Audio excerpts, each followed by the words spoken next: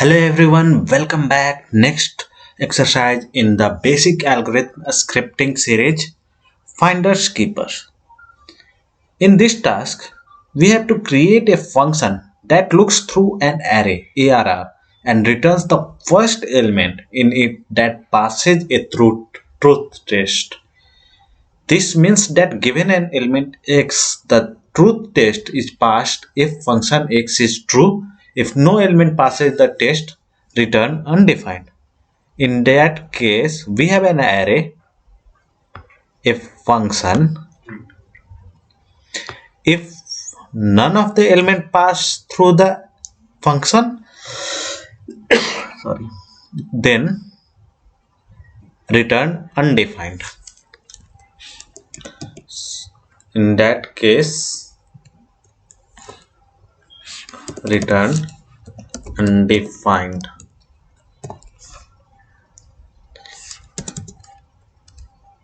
If and we have to check every element of array, so let's use while in there num is less than arr dot length.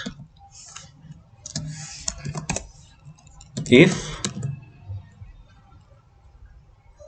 function, and we will pass each element of array here, and if it's true, then return whatever element be.